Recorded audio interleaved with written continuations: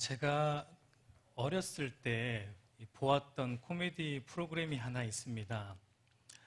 그 프로그램의 이름이 뭐냐면 웃으면 복이 와요입니다.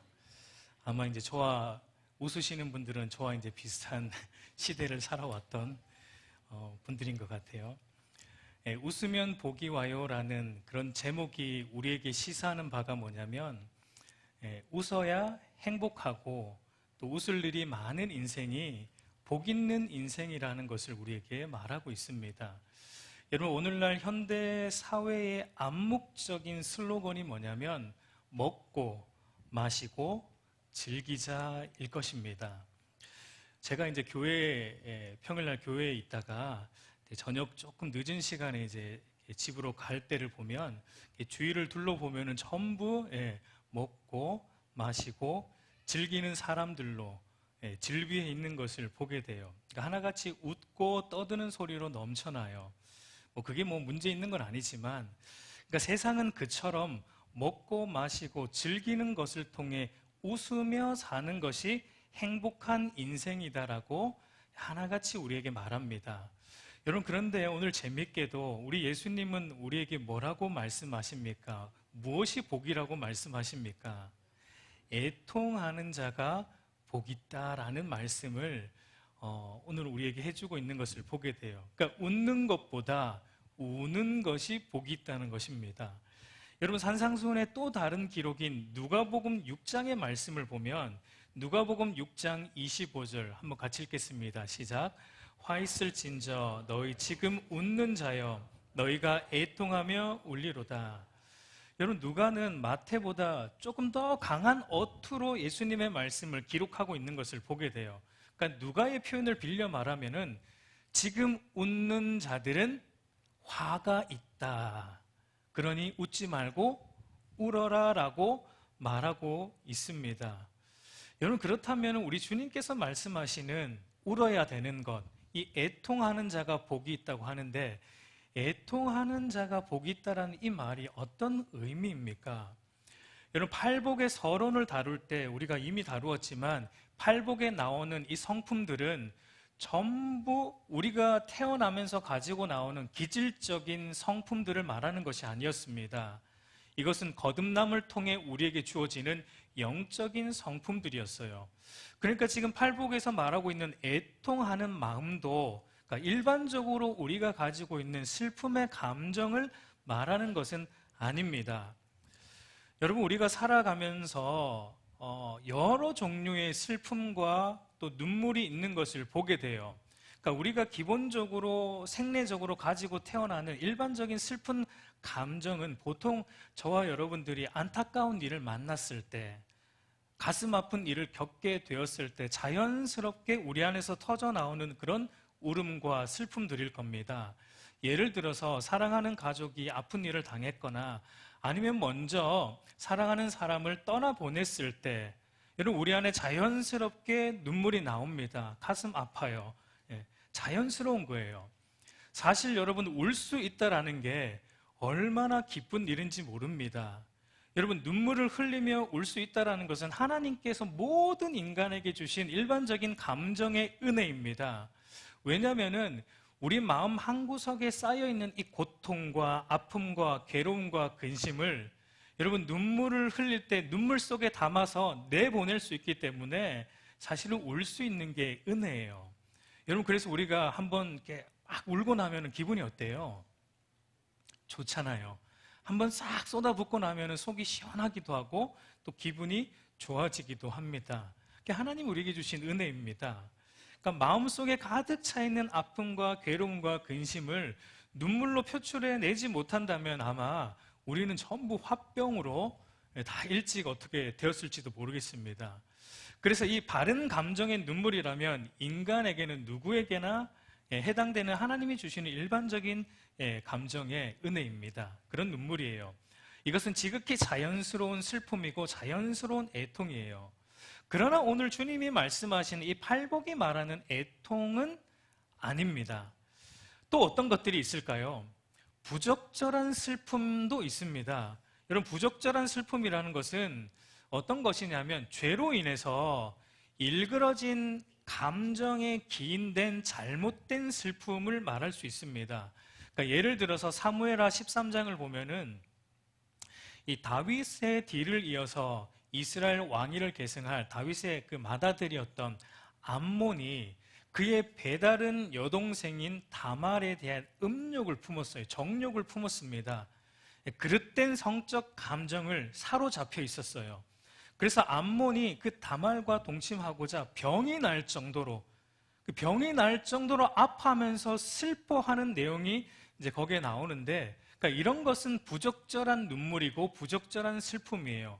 자신의 어떤 욕망이 채워지지 않는 것 때문에 슬퍼하는 것, 부정한 슬픔이에요. 아니면 여러분, 돈의 과도한 욕망에 사로잡혀 있으면 우리가 어떻게 됩니까? 돈이 많으면 어떻게 돼요? 만족합니까? 돈이 많으면 더 많이 가지지 못한 것 때문에 슬퍼해요. 애통해합니다. 돈이 없으면 어떻습니까? 없는 것 때문에 자기 연민에 사로잡혀서 애통해하고 슬퍼하게 돼요. 여러분, 이런 것은 부적절한 슬픔이에요. 하나님이 주신 올바른 감정의 슬픔이 아니고 우리의 어그러진 감정에서 나오는 부적절한 슬픔이라고 볼 수 있습니다. 그리고 또 어떤 것이 있냐면, 우리가 슬픔에 너무 사로잡히는 것, 그리고 지나치게 슬퍼하거나 오랜 기간 슬퍼하는 것도 바른 감정의 슬픔은 아닙니다. 예를 들어서 여러분, 우리가 사랑하는 사람을 먼저 떠나보냈을 경우에 당연히 슬프죠. 지극히 정상적인 슬픔이에요. 그런데 그 슬픔이 너무 지나치거나 너무 오랜 기간 지속되는 것을 성경은 좋게 보지 않습니다. 여러분, 우리는 흔히 그런 사람을 어떻게 얘기하냐면 굉장히 순애보적인 사람이다. 오랜 시간이 지났지만 여전히 오늘 일어난 것처럼 그 사람에 대해서 아파하고 또 계속 슬퍼하는 사람을 우리가 볼 때는 굉장히 순애보적인 사람으로 보지만, 여러분, 성경은 그렇게 보지 않습니다. 왜냐하면 죽음 이후에는 이미 그의 영혼이 하나님께 맡겨진 것이기 때문에 지나치게 슬퍼하거나 너무 오랜 기간 슬퍼하는 것은 마치 하나님이 그 영혼을 책임지신다는 것을 부정하는 것과 같기 때문에 성경은 그것을 긍정하지 않아요. 여러분, 그 예가 사무엘하 12장을 보면 나오는데, 사무엘하 12장을 보면 범죄한 다윗에게 나단 선지자가 찾아옵니다. 죄에 대해서 책망을 해요. 그리고 죄에 대한 책망과 동시에 다윗의 죄로 인해서 다윗의 가정에 일어날 엄청난 하나님의 심판이 있음을 말하고 있습니다. 그런데 그 심판 중에 하나가 뭐냐면 다윗과 바세바 사이에서 태어나는 첫 번째 아들이 죽게 된다는 것이었습니다. 여러분, 그래서 다윗이 어떻게 했습니까? 금식합니다. 금식하며 밤낮 울면서 하나님 앞에 그 아이를 위해 살려달라고 기도를 해요. 그런데 여러분, 결국은 하나님이 말씀하셨기 때문에 다윗의 죄로 인해 하나님이 그 아이의 영혼을 데려가십니다. 그런데 재미있는 것은 뭐냐면 그 아이가 죽었다라는 말을 들었을 때 다윗의 반응입니다. 그러니까 자기의 아이가 죽었다라는 소식을 들었을 때 다윗이 어떻게 합니까? 하던 금식을 즉시 멈추고 왕의 옷을 차려입고 밥을 먹기 시작합니다. 얼마나 배가 고픕니까? 그러니까 밥을 막 먹기 시작해요. 그러니까 옆에 있던 신하들이 이상하게 보는 거예요. 아니, 죽기 전에는 그렇게 살려달라고 울면서 기도하더니 어떻게 죽고 나니까 오히려 밥을 챙겨 먹고 있고 오히려 기뻐하고 있죠. 물론 뭐 그렇게 기뻐하진 않았겠죠. 오히려 금식하지 않고 그렇게 밥도 먹고 있는 것을 보니까 이상하게 여깁니다. 그때 다윗이 여러분 이렇게 말해요. 사무엘하 12장 23절. 지금은 죽었으니 내가 어찌 금식하랴? 내가 다시 돌아오게 할 수 있느냐? 나는 그에게로 가려니와 그는 내게로 돌아오지 아니하리라. 여러분, 무슨 말입니까? 죽기 전에는 그 아이의 생명을 위해서 기도할 수 있지만 죽고 난 후에는 이제 그 아이는 다시 돌아올 수 없고 그 아이의 영혼은 하나님께 맡겨진 것이기 때문에 계속 금식할 필요가 없는 거예요. 계속 그 아이를 위해서 운다고 달라질 것이 없다는 것입니다. 이제는 하나님께 맡겨드려야 한다는 거예요. 바로 자신 안에 있는 이 슬픔이라는 감정도 하나님의 말씀으로 통제가 되어야 한다라는 것을 다윗은 우리에게 보여주고 있습니다. 여러분, 그러므로 우리 그리스도인들은 과하고 오랜 슬픔은 피해야 합니다. 우리는 피해야 돼요. 우리의 슬픔의 감정도 하나님의 말씀으로 통제가 되어야 돼요. 하나님 말씀보다 우리의 감정이 앞서면은 여러분, 감정이 우상이 되는 것입니다. 그러니까 이런 종류의 슬픔들은 우리 주님이 말씀하고 있는 팔복이 말하는 애통의 감정은 아니라는 것입니다. 여러분, 그러면은 참된 그리스도인의 특징으로서 애통은 어떤 것일까요? 다시 한번 말씀드리지만 이것은 생리적인 기질이 아니고 거듭남을 통해 우리 안에 주어지는 영적인 성품들이었습니다. 그러니까 이것은 우리 첫 번째 복과 연결하여서 생각하면 사실은 쉽게 이해되는 부분이에요. 우리 첫 번째 팔복의 첫 번째가 뭐였습니까? 심령이 가난한 자가 복이 있다. 여러분, 심령의 가난함도 일반적인 가난이나 겉으로의 어떤 겸손을 의미하는 것이 아니었습니다. 심령의 가난함은 바로 거룩하신 하나님 앞에 정직하게 서보니 나라는 존재는 멸망받아 마땅한 죄인 중에 괴수임을 진실로 깨달은 상태, 그래서 스스로 구원을 이룰 수 없고 스스로 어떤 행복도 만들어낼 수 없는 나에 대한 영적 파산 상태를 경험한 것이 심령의 가난함이에요. 더 나아가서 나에 대해서만 파산 상태가 아니라 이 세상에 대해서도 파산한 상태, 그러니까 그 말은 이 세상의 어떤 것에서도 행복을 찾을 수 없는 세상에 대해 완전히 실망한 상태에 이르는 것, 그래서 하나님 안에만 행복이 있다는 것을 발견한 상태, 오로지 하나님만 의존해야지만 살아갈 수 있는 상태, 그것이 바로 심령의 가난함의 상태입니다. 쉽게 말해서 여러분, 행복의 근원이신 하나님을 떠난 것이 죄라는 것을 깨달은 상태가 심령의 가난함의 상태예요. 여러분, 이것을 깨닫게 되면 당연히 그 다음에 따라 나오는 것은 무엇입니까? 그런 나의 죄에 대한 애통함, 슬퍼함이 따라 나오게 되는 것입니다. 왜 그렇습니까?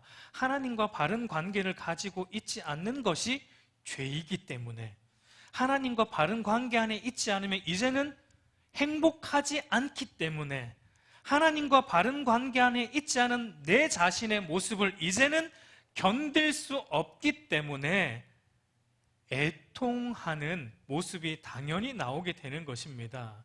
그래서 이 애통하는 자가 복이 있다라는 말씀을 좀 다르게 표현하면은 자신의 죄를 보고 회개하는 자가 복이 있다라고 말할 수 있습니다. 여러분, 그래서 팔복이 말하는 애통한다라는 것은 바로 죄에 대한 영적인 애통이에요. 죄에 대한 경건한 애통을 말하고 있습니다. 여러분, 사실 우리 예수님께서 그 영적인 애통의 모습을 우리에게 아주 잘 보여주셨습니다. 여러분, 복음서를 보면은 예수님의 삶을 기록해 놓은 복음서 안에 예수님이 웃으셨다라는 혹시 기록을 보신 적 있습니까? 한 번도 없어요. 여러분, 성경에 예수님이 활짝 웃으셨다, 물론 웃으셨겠죠. 근데 성경에는 예수님이 웃으셨다거나 뭐 이런 기록이 한 번도 없습니다. 그런데 여러분, 예수님이 우셨다라는 기록은 있어요. 몇 번 나오지 않는데 대표적인 게 뭐냐면 나사로의 죽음 앞에서 요한복음 11장 35절을 보면 예수께서 눈물을 흘리시더라라고 말합니다. 그러니까 이건 나사로의 죽음 앞에서 우리 주님께서 눈물을 흘리고 있는 장면이에요. 이것을 본 많은 사람들이 생각했습니다. 나사로를 얼마나 우리 주님이 사랑했으면 이렇게 우셨을까? 여러분, 그런데 우리 주님은 나사로를 단순히 사랑해서 우신 게 아닙니다. 왜냐하면 여러분, 그 장면을 보면은 예수님이 나사로를 어떻게 하십니까? 다시 살려내십니다. 다시 살려내실 건데 왜 우십니까? 그러니까 나사로를 단순히 나사로가 죽어서 그 마음, 사랑하는 마음 때문에 우신 게 아니에요. 예수님께서 나사로의 죽음 앞에서 보고 있는 것은 죄가 가져온 결과입니다. 모든 인생들 가운데 이런 각종 병을 가져오고 고통을 가져오고 그로 인해서 모든 인생의 삶을 불행하게 만들고 결국은 죽음이라는 이 종착점으로 데려가는 이 죄의 비참함 때문에 예수님은 자신의 가슴을 치며 울고 계셨던 것입니다. 여러분, 복음서 외에 예수님이 우셨다는 장면이 나사로의 죽음 외에 2번 더 나와요. 그런데 모두 그 장면이 무엇과 연결이 되냐면 죄로 인한 참상 때문에, 죄로 인해 하나님의 선하고 아름다운 창조의 질서가 어그러진 것 때문에, 죄로 인해 하나님과 바른 관계 안에 있어야 할 인간이 하나님을 떠나 비참한 가운데 놓여있는 그 실상 때문에 예수님은 자신의 가슴을 치시며 슬퍼하고 애통하셨던 것입니다. 그래서 이사야 선지자는 예수님을 한마디로 애통의 사람이다라고 묘사를 했어요. 이사야 53장 3절 말씀을 우리 한번 같이 읽어보도록 하겠습니다. 시작. 그는 멸시를 받아 사람들에게 버림을 받았으며 강고를 많이 겪었으며 질고를 아는 자라. 마치 사람들이 그의 가리는 것 같이 멸시를 당하였고 우리도 그를 귀히 여기지 아니하였도다. 여러분, 여기 보면 한글 성경은 질고를 아는 자라라고 번역했지만 원래 원문적 의미는 그는 애통하는 사람이다라고 의미해요. 그러니까 예수님은 애통의 사람이었다라고 말합니다. 우리 사랑하는 성도 여러분, 저와 여러분 안에 이 예수님처럼 하나님과의 바른 관계를 깨트린 죄에 대한 뜨거운 눈물이 저와 여러분 안에 있습니까? 하나님과 바른 관계 안에 거함으로 누리는 이 참된 행복을 깨트린 나의 죄로 인해서 여러분 가슴을 치며 울어본 적이 언제 있습니까? 처음 믿을 때 그때 조금 있었던 것 같은데 신앙생활 오래 하다 보니까 여러분 이제는 어떻습니까? 여러분 사라졌습니까? 사라졌습니까? 여러분, 죄에 대한 눈물, 죄에 대한 이 애통은 예수 믿는 그 순간 한 번 딱 울고 끝나는 것이 아닙니다. 예수를 믿고 거듭난 이후 계속 우리 안에서 반복되어져야 되는 것이 바로 죄에 대한 애통의 눈물이에요. 왜냐하면 여러분, 우리 안에 여전히 죄성이 남아있기 때문에 그렇습니다. 여전히 우리 안에 있는 죄가 하나님과의 바른 관계를 깨트리고 방해하기 때문에 우리는 늘 그 죄를 놓고 가슴을 치며 애통하는 삶을 저와 여러분은 살아가야 된다라는 거예요. 주님은 그것을 말씀하고 있는 거예요. 너희는 그런 자다. 너희는 무리들과 같지 않고 늘 죄에 대해서 애통하며 살아가는 자들이다라고 말하고 있습니다. 그래서 애통하는 자가 복이 있다라고 할 때 이 애통이라는 말이 헬라어 원문을 보면 현재형입니다. 헬라어에서 현재형이라는 것은 진행형이에요. 미완료 상태를 의미해요. 한 번으로 끝나는 게 아니고 계속 반복, 죽는 순간까지 반복되어야 되는 신앙적 행위가 바로 죄에 대한 애통이라는 것입니다. 여러분, 그래서 이 종교개혁의 시발점이 되었던 마틴 루터가 비텐베르크 교회 문 앞에 붙였던 그 95개조의 반박문에 이런 내용이 있습니다. 우리 한번 같이 읽어보도록 하겠습니다. 시작. 우리 주 예수께서 너희는 회개하라고 말씀하신 의도는 신자들의 전 생애가 회개가 되어야 한다는 의미이다. 그러니까 죄에 대한 애통과 회개는 구원받은 그 순간에 한 번만 이루어지는 것이 아니라 우리의 전 생애 속에서 지속적으로 우리의 죄에 대한 애통함이 일어나야 한다라는 거예요. 그러니까 이것이 없으면 여러분 참된 신자가 아니다라는 것을 말하고 있는 거예요. 그래서 여러분 마틴 로이드 존스 목사님도 그의 책 회개라는 책에서 이런 말을 하고 있습니다. 회개하지 않는 사람이 그리스도인이 된 적은 없습니다. 당신의 삶에 회개의 특징이 나타나지 않는다면 그리스도인이라는 이름표를 떼어 버리는 것이 낫습니다 라고 말합니다.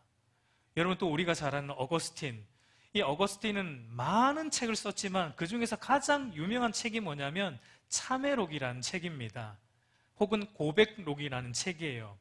이 어거스틴의 자서전인데 여러분, 이 책의 내용이 뭐냐면 자기 인생을 마무리하면서 어거스틴이 자기가 살아오면서 쥐었던 그 추악한 모든 죄들을 고백하고 있는 책이에요. 이 책 안에 자기가 이 세상을 살면서 지었던 모든 죄들을 낱낱이 하나님 앞에 고백하면서 참회하는 그의 고백록이 이 어거스틴의 참회록입니다. 여러분, 만약에 저와 여러분들한테 자서전을 쓰라고 하면 우리는 어떻게 쓸까요? 어떻게 하든지 우리의 잘못된 부분들, 우리가 실수한 것들은 조금 감추고 아니면 조금 더 낮게 포장을 하고 좋은 것들만 우리의 자서전에 쓰지 않겠습니까? 그러나 어거스틴은 그러지 않았어요. 하나님 앞에 자기가 그동안 살며 지었던 모든 추악한 죄들을 낱낱이 드러내놓고 고백하면서 애통하는 심정으로 이 참회록을 썼던 것을 우리는 보게 돼요. 여러분, 이것이 신자의 특징이라는 거예요. 여러분, 이 참된 신자는 바로 죄에 대한 애통함으로 가득 차 있다라는 것입니다. 늘 죄에 대해서 눈물로 회개한다라는 것입니다. 우리 사랑하는 성도 여러분, 오늘 우리의 모습은 어떠합니까? 여러분, 우리가 세상을 살면서 참으로 두려워해야 하는 것은 이것입니다. 어느 순간에 죄에 대해서 무뎌지는 그것, 어느 순간에 내 안에 죄에 대해서 애통하는 마음이 조금도 없어요. 여러분, 이걸 두려워해야 돼요. 어느 순간 우리가 세상의 가치관과 문화에 순응하고 적당히 세상과 타협하며 살고 있는데, 어느 순간 그런 내 자신을 보고 있는데도 내 마음속에 그런 내 모습에 대해서 애통하는 마음이 조금도 들지 않는 그 내 모습에 여러분, 우리가 두려워해야 하는 거예요. 여러분, 내 안에 죄에 대한 애통하는 마음이 없으면서 우리가 그저 교회 출석하고 있는 것으로 나의 구원을 확인하는 어그러진 판단을 여러분 해서는 절대 안 됩니다. 여러분, 다윗의 모습을 보세요. 여러분, 다윗이 밧세바 사건 이후에 나단 선지자를 통해 죄에 대한 책망을 듣습니다. 그리고 앞으로 그 죄 때문에 다윗의 가정에 엄청난 하나님의 심판이 임할 것도 다윗이 들었습니다. 그때 다윗이 회개하며 지은 시가 시편, 우리가 잘 아는 51편입니다. 여러분, 시편 51편을 읽어보세요. 재밌는 것은 뭐냐면 다윗은 죄로 인해서 임하게 될 심판에 대한 두려움이 조금도 없어요. 심판을 피하게 해달라거나 심판을 가볍게 해달라는 그런 기도의 내용은 조금도 없어요. 다윗이 정말 두려워하고 있는 것이 뭐냐면, 다윗이 진짜 견딜 수 없었던 것이 뭐냐면, 죄로 인해서 깨어졌던 하나님과의 관계, 죄로 인해서 내 안에 사라져버린 구원의 기쁨과 즐거움, 다윗은 그걸 견딜 수가 없었던 거예요. 여러분, 시편 51편 11절과 12절 우리 한번 같이 읽어보도록 하겠습니다. 시작. 나를 주 앞에서 쫓아내지 마시며 주의 성령을 내게서 거두지 마소서. 주의 구원의 즐거움을 내게 회복시켜 주시고 자원하는 심령을 주사 나를 붙드소서라고 말합니다. 여러분, 다윗이 이 밧세바를 강간한 사건과 하나님께서 나단 선지자를 다윗에게 보내서 이 죄를 책망하는 사건 사이에 1년이라는 공백 기간이 있었어요. 여러분, 그 말은 다윗은 그 엄청난 죄를 짓고도 1년 동안 회개하지 않고 살았다는 얘기입니다. 1년 동안이나 그 죄로 인해 하나님과의 관계가 다 깨어졌음에도 불구하고 다윗은 아무렇지도 않게, 물론 아무렇지는 않았을 거예요. 그의 신앙이 메말랐죠. 그 안에 구원의 즐거움을 다 잃어버렸죠. 메마른 심령으로 형식적인 신앙생활을 1년 동안 다윗이 지속해 왔습니다. 그럼에도 다윗은 아무렇지도 않게 살았어요. 그런데 나단 선지자가 와서 그의 죄를 책망할 때 다윗이 충격받은 부분이 이 부분이에요. 엄청난 심판, 앞으로 임할 심판, 그것 때문에 다윗이 충격받은 것이 아니라 내가 1년 동안 하나님과 바른 관계 안에 있지 않았으면서도 아무런 감각 없이 이 영적인 무감각으로 살아왔던 이 1년의 시간에 다윗은 충격을 받고, 다윗은 그것 때문에 하나님 앞에 엎드려서 눈물로 침상을 띄우며 주의 구원의 즐거움을 내게 회복시켜 주시고 주의 성령을 내게서 거두어 가지 마시고 하나님과의 깨어진 그 관계를 다시 회복시켜 달라는 기도를 하고 있는 것입니다. 여러분, 이것이 참된 그리스도인의 특징이고 모습이에요. 혹시 죄로 인해 하나님이 벌하실까봐 두려워서 죄에 대해서 그냥 애통하고 회개하는 것이 아닙니다. 여러분, 죄를 바르게 직시하는 사람은요, 하나님의 심판은 마땅하다는 걸 압니다. 내가 죄를 지으면 그리스도인은 죄를 피하려 가지 않으려고 합니다. 내가 죄를 지었을 때 진짜 그리스도인은 하나님, 저를 벌해 주십시오라고 기도하는 거예요. 나의 죄에 대한 하나님의 심판 마땅합니다입니다. 그러나 무엇이 나를 견디지 못하게 하냐면, 죄로 인해서 내 안에 구원의 즐거움이 상실된 것, 죄로 인해서 내 안에 하나님과의 그 친밀한 사귐과 교제가 막힌 것, 죄로 인해서 내 안에 하나님이 주시는 기쁨과 즐거움이 없이 메마른 신앙으로 살아가는 것, 그것을 견딜 수 없어서 그리스도인은 하나님 앞에 엎드릴 수밖에 없고 가슴을 찢을 수밖에 없고 애통의 눈물을 흘릴 수밖에 없는 것입니다. 우리 사랑하는 성도 여러분, 오늘 우리의 모습은 어떠합니까?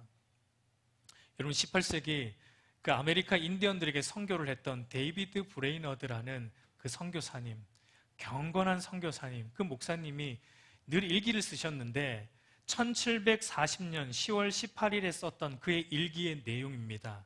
우리 한번 같이 읽어보겠습니다. 시작. 아침 경건 시간에 내 영혼은 완전히 녹아버렸으며 나의 엄청난 죄성과 비열함으로 인해 통렬하게 애통했다. 이 경건한 선교사님, 경건한 이 그리스도인도 하나님 앞에 뭐라고 고백하냐면 자신 안에 있는 그 죄성 때문에 통렬히 애통했다라고 고백하고 있습니다. 여러분, 오늘 우리의 모습은 어떠합니까? 오늘 우리의 모습은 어떠합니까? 여러분, 저와 여러분의 지나온 인생을 한번 돌아보십시오. 우리의 인생을 돌아보면 무엇이 있습니까? 아마 두 개의 족적이 보일 거예요. 늘 하나님 말씀을 거스르며 살아가는 우리의 죄의 족적이 한 곳에는 보일 것이고, 그리고 다른 한 곳에는 그럼에도 불구하고 우리의 죄를 예수 그리스도의 대속의 공로로 끝까지 덮어주시며 예수님 때문에 우리를 끝까지 포기하지 않고 인도하고 계시는 하나님의 은혜의 족적이 아마 보일 겁니다. 여러분, 저와 여러분 안에 내세울 것이 뭐가 그렇게 많습니까? 돌아보니 그저 하나님 앞에 죄 지은 것밖에 없는 그 모습이 우리의 모습 아닙니까? 감히 눈을 들어 하나님을 쳐다보지 못하고 다만 가슴을 치며 하나님께 자신의 죄에 대해 슬퍼하고 애통했던 그 세리와 같은 심정, 여러분, 저와 여러분 안에 정말 그런 심정이 있습니까? 그런 사람이 오늘 주님이 말씀하시는 거예요. 복이 있다.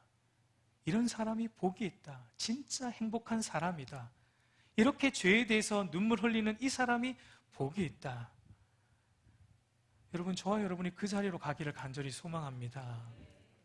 여러분, 그리고 자신의 죄에서 이렇게 애통, 진실로 애통하고 신음하는 참된 성도는 자기 자신의 죄만을 위해서 이렇게 애통하지 않습니다. 더 나아가서 옆에 있는 사람의 죄, 가족의 죄, 더 나아가서 이 사회 전반의 악을 보고 정죄하지 않아요. 정죄하는 것이 아니라 그 모든 죄를 나의 죄로 여기고 가슴을 치며 하나님께 눈물로 기도하는 자리로 나아가는 거예요. 그게 진짜 신자예요. 여러분, 에스라 10장 1절을 보면은 에스라가 하나님의 성전 앞에 엎드려 울며 기도하여 죄를 자복할 때 많은 백성이 크게 통곡하며 이스라엘 중에서 백성의 남녀와 어린아이의 큰 무리가 그 앞에 모인지라. 여러분, 에스라는 성전 안에 들어가지도 못하고 성전 앞에 엎드려 울고 있습니다. 그가 얼마나 시급했으면 성전 안까지도 못 들어갔어요. 성전 앞에 엎드려서 그저 울며 가슴을 치며 애통하고 있어요. 왜 그렇게 에스라가 애통하고 있습니까?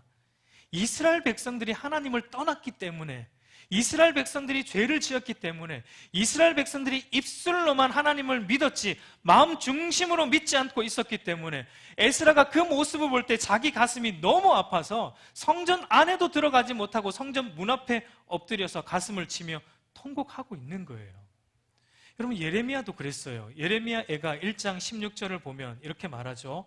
이로 말미암아 내가 우니 내 눈에 눈물이 물같이 흘러내림이여 나를 위로하여 내 생명을 회복시켜 줄 자가 멀리 떠났음이로다. 원수들이 이김에 내 자녀들이 외롭도다 라고 말합니다. 여러분, 예레미야도 왜 웁니까? 단순히 예레미야가 그 원수 바벨론의 손에 넘겨졌기 때문에 울고 있는 게 아니에요. 그 넘겨진 원인이 되는 이 백성이 하나님을 떠난 것 때문에, 이 백성이 하나님과 바른 관계 안에 놓여 있지 않은 것 때문에 예레미야도 밤새 눈물로 하나님 앞에 고백하고 애통하고 있는 것을 보게 됩니다. 여러분, 이처럼 자기의 죄에 대해 진실로 울어본 성도는, 자기의 죄에 대해서 진실로 애통해본 성도는 이제 다른 사람들의 죄에 대해서도 애통하게 돼요. 다른 사람들을 볼 때 가슴이 미어지는 것입니다.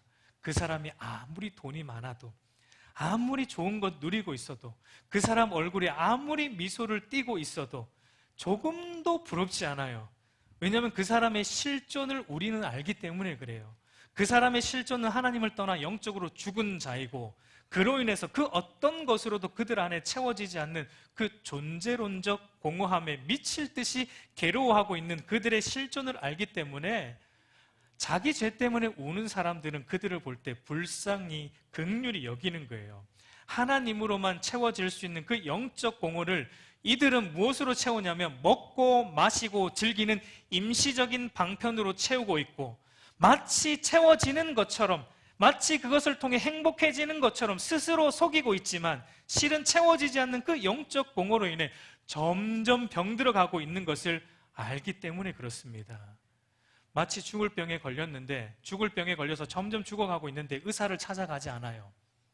의사를 찾아가지 않아요. 잠시 고통을 잊고자 진통제만 먹고 있는 어리석은 사람들, 그것이 하나님 없이 살아가는 모든 인생들의 모습이라는 것입니다. 우리 사랑하는 성도 여러분, 우리는 무엇 때문에 여러분 주로 가슴을 치십니까? 무엇 때문에 주로 애통하십니까? 돈 때문입니까? 먹고 사는 문제 때문입니까? 자식 교육 때문입니까? 여러분, 우리 한국 부모님들의 눈물의 대부분의 분량은 아마 자식들 때문이겠죠. 우리 한국 부모님들의 숙명인 것 같아요.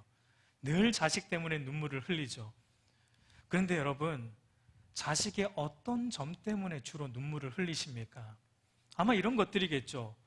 우리 마음처럼 좀처럼 안 따라줄 때 속상해서 눈물이 나고, 자식들이 좋은 성적을 거두지 못했을 때 속상하고, 자식들이 좋은 대학 진학 못했을 때 속상하고, 자식들이 하는 일 안 풀릴 때 속상하고, 자식들의 삶이 평탄하지 않을 때 부모 마음이 속상하고 눈물이 나죠.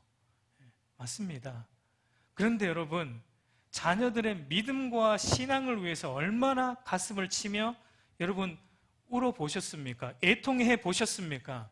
자녀들의 교육과 자녀들의 안정된 삶을 위해서는 그렇게 에너지를 쏟고 가슴을 치면 눈물도 흘리는데, 자녀들이 하나님과의 바른 관계 안에 있지 않고 점점 하나님으로부터 멀어지는 삶을 사는 것에 대해서는 얼마나 여러분들의 가슴을 부여잡고 하나님 앞에서 울어 보셨습니까? 혹시 속으로 좋은 학교 갔으니, 그다지 문제없이 잘 살고 있고 잘 착하게 자라주었으니, 나름 안정된 삶을 살고 있으니 그 정도면 됐다 하고 있지는 않습니까? 여러분, 죄송하지만 그 정도로 안 돼요. 그 정도로 안 돼요. 자녀들이 하나님으로부터 멀어지고 있는데 그 정도로 됩니까? 자녀들의 그 영혼의 생사가 달린 문제 있는데 그냥 안정되게 살고 있는 것으로 됩니까? 믿음이 있는 부모라면 여러분 그렇게 될 수 없는 거예요. 하나님 앞에서 두렵고 떨리는 심정으로 자녀들의 믿음과 신앙 붙들고 눈물로 매일매일 기도해야 되는 것입니다.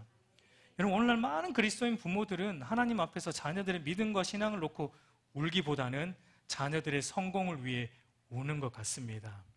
하나님의 말씀으로 교육시키기보다는 오 박사님의 말을 더 듣는 것 같아요. 오 박사님이 이렇게 하라 그러면 이렇게 합니다. 아이들에게 상냥하게 말하세요. 의견을 듣고 존중해 주세요. 그러면은 우리가 성경도 바꿉니다. 분명 하나님은 우리에게 말씀하세요. 너는 나 외에 다른 신을 두지 말라. 명령문이에요. 하나님이 명령하고 계시는 거예요. 강하게 말씀하시는 거예요. 근데 우리는 어떻게 바꿉니까? 오 박사님의 그 조언을 따라 자녀들에게 아주 부드러운 어투로 하나님 외에 다른 신을 두면 안 될 것 같아요. 너의 생각은 좀 어때요? 알아서 하세요. 여러분, 그렇게 되어서는 안 되는 거예요. 저도 두 아이를 키우는 그리스도인 부모로서 사실은 두렵습니다. 하나님께서 나중에 반드시 책임을 물으실 텐데 하나님의 사람으로 바르게 양육하고 있는지 두렵습니다. 자녀들을 위해 주님의 마음으로 애통하고 있는지 사실은 두렵습니다. 우리 사랑하는 성도 여러분, 우리의 욕망을 담아 자녀들을 키워서는 안 됩니다. 하나님의 마음으로 자녀들의 믿음과 신앙을 위해, 자녀들이 무엇보다 하나님과의 바른 관계 안에 거하는 것을 위해 애를 써야 하는 거예요. 그게 쉽지 않아요. 그게 쉽지 않아요. 그래서 여러분, 애통해야 되는 거예요. 그게 쉽지 않기 때문에 하나님 앞에 나아가서 가슴을 부여잡고 울어야 되는 거예요. 우리 힘으로 되면 울 일이 뭐가 있겠습니까? 우리 힘으로 되지 않기 때문에 하나님 앞에 우는 거예요. 우리의 죄의 문제도 마찬가지 아닙니까? 우리 힘으로 안 되니까 하나님 앞에 나아가서 애통하며 우는 거예요. 울지 않는다는 건 내 힘으로 여전히 할 수 있다는 사람과 같은 것입니다. 여러분, 이렇게 하나님 앞에 이 죄 때문에, 그리고 내 옆에 있는 사람들의 또 죄 때문에, 이 죄로 인해서 깨어진 하나님의 관계를 견딜 수 없어서 울고 있는 자들에게, 애통하는 자들에게 우리 오늘 주님이 무엇을 우리에게 약속하고 있습니까? 위로를 약속하고 계세요. 울어야 위로가 오는 거예요. 애통해야 위로가 오는 거예요. 우리 주님이 주시는 위로가 있어요. 아무리 웃어봐야 위로가 없어요. 죄로 인해 눈물로 회개할 때 하나님이 우리를 위로하시는데 어떤 위로를 주십니까? 여기에는 여러분 세 가지의 위로가 포함되어 있어요. 과거적 위로와 현재적 위로와 미래적 위로입니다. 이 과거적 위로는 자신의 죄에 대해서 하나님 앞에 진실로 애통하며 회개할 때 주어지는 즉각적인 위로, 죄 용서의 위로를 말합니다. 요한일서 1장 9절을 보면 이렇게 말하죠. 만일 우리가 우리 죄를 자백하면 그는 미쁘시고 의로우사 우리 죄를 사하시며 우리를 모든 불의에서 깨끗하게 하실 것이요. 우리가 죄를 안고 하나님 앞에 나아가면요, 하나님은 우리의 죄를 그 즉시 우리의 죄를 깨끗하게 용서하여 주신다고 말하고 있어요. 이 즉각적인 죄 용서의 위로를 우리에게 줍니다. 여러분, 이 세상의 모든 인간들이 행복과 웃음을 추구하며 살아가는데 왜 행복하지 않습니까? 행복하다라고 착각은 하지만 왜 행복하지 않습니까? 모든 불행의 뿌리인 이 죄의 문제가 하나님 앞에서 바르게 다루어지지 않았기 때문에 행복하지가 않은 거예요. 아무리 돈을 많이 벌어도, 아무리 많은 것을 누려도, 아무리 좋은 여행지 다 찾아다니면서 여행 다녀도 행복하지 않아요. 일시적인 반창고 역할을 할 뿐입니다. 여러분, 죽은 시체 위에다가 무거운 돌을 올려놓으면 여러분 그 죽은 시체가 어떻게 반응합니까? 무겁다라고 합니까? 죽은 시체가? 죽었기 때문에 무거운 걸 못 느낍니다. 죽었기 때문에 아무리 무거운 돌을 올려놔봐야 못 느껴요. 그러나 살아있는 사람에게 무거운 돌을 올려놓으면 여러분 어떻게 돼요? 여러분에게 누군가가 무거운 돌을 올려놓으면 어떻게 됩니까? 감사합니다 하고 있습니까? 아니죠. 반응이 오잖아요. 무겁다라는 반응이 오는 거예요. 괴롭다라는 반응이 오는 거예요. 힘들다라는 반응이 오는 거예요. 이런 것과 같아요. 여러분, 우리 인간은 태어나면서부터 어마어마한 무게의 죄의 돌을 쥐고 태어납니다. 그런데 그 죄의 돌을 이고 있는데 괴롭지가 않습니까? 애통함이 없습니까? 그렇다면 영적으로 죽었다라는 얘기이죠. 영적으로 살아있는 신자라면 그 죄의 무게를 견딜 수가 없어서 이 죄의 무게를 벗고자 하나님 앞에 그 죄를 가지고 나아가서 애통하며 기도하게 되는 것입니다.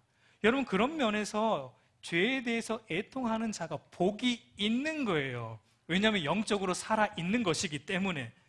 여러분, 그래야 살아있어야 행복도 느끼죠. 살아있어야 위로도 받죠.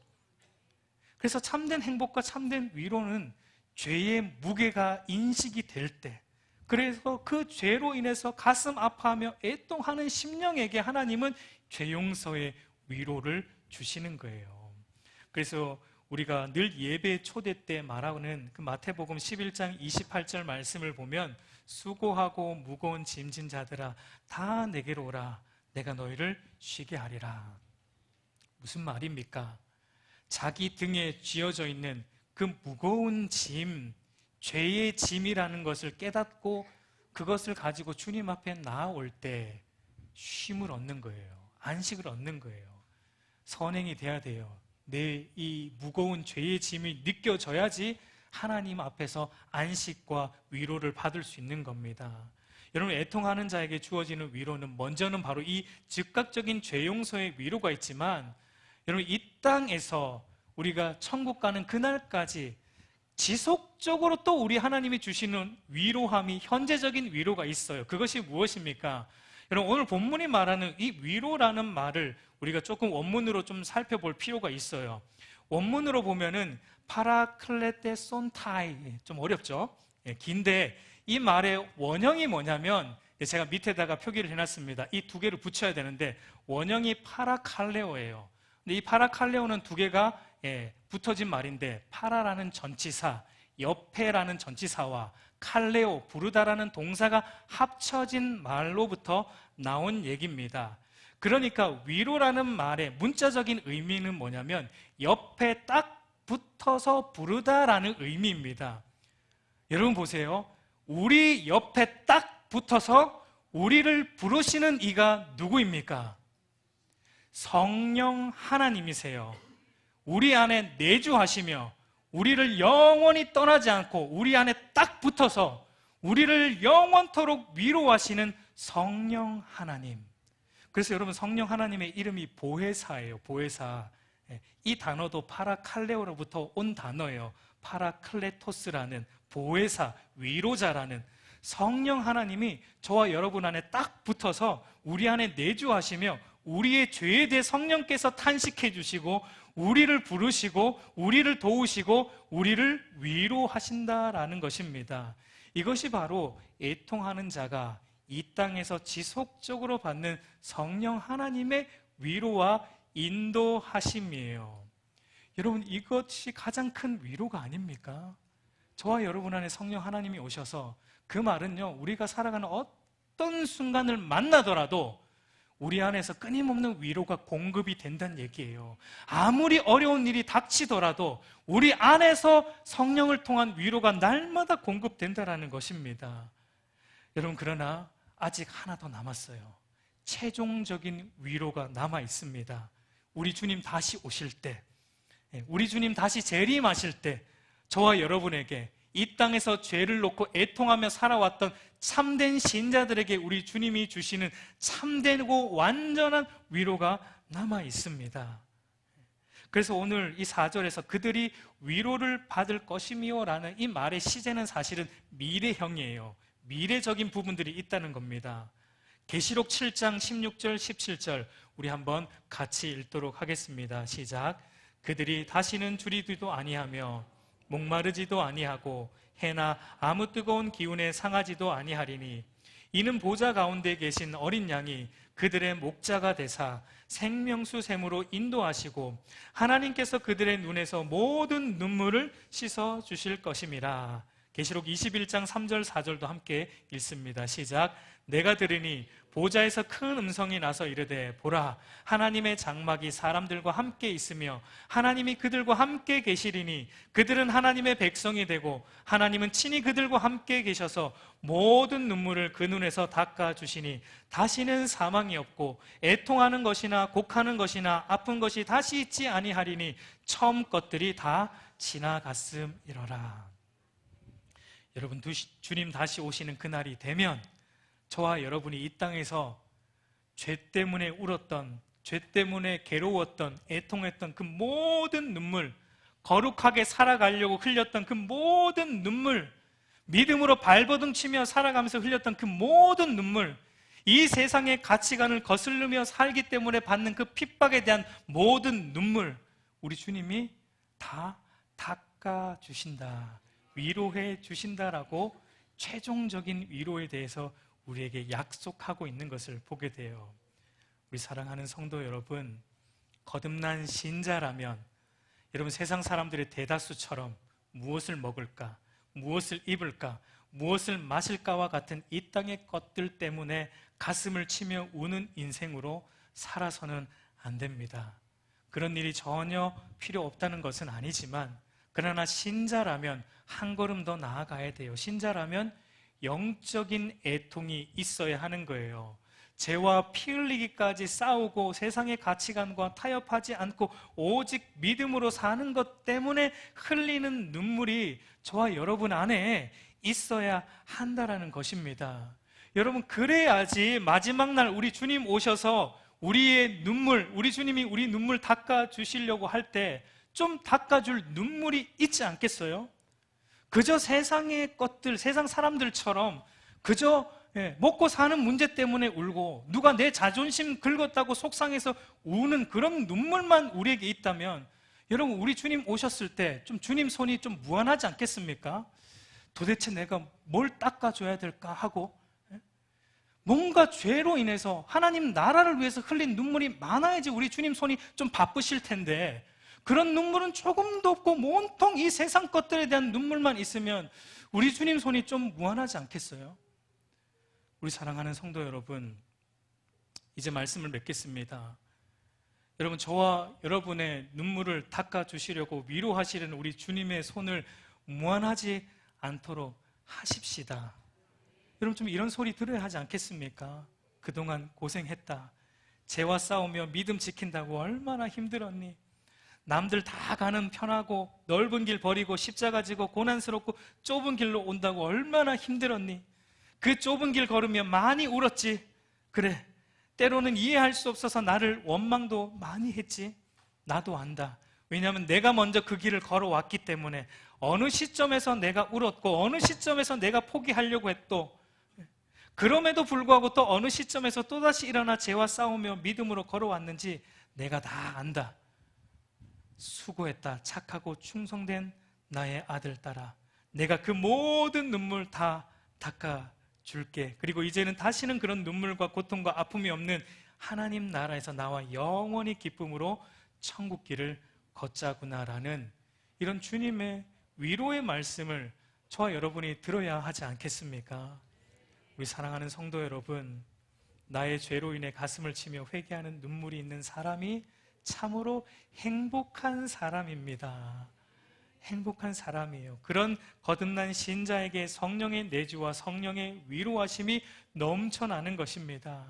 물론 그렇게 애통하고 슬피 운다고 해서 우리의 상황이 바로 나아지는 것은 아닐 것입니다. 어쩌면 그렇게 울어도 상황은 변한 것이 없을 수도 있어요. 그러나 그 아픈 현실을 능히 이기고도 남을 영적 힘과 영적 위로를 성령께서 저와 여러분에게 매일매일 공급해 주실 것입니다. 여러분, 말씀 앞에 애통하는 자에게 하나님은 독수리가 날개쳐 올라간 같은 그 새 힘을, 새 위로를 날마다 주실 것입니다. 여러분, 그 은혜가 저와 여러분 안에 있기를 우리 주님의 이름으로 축복합니다.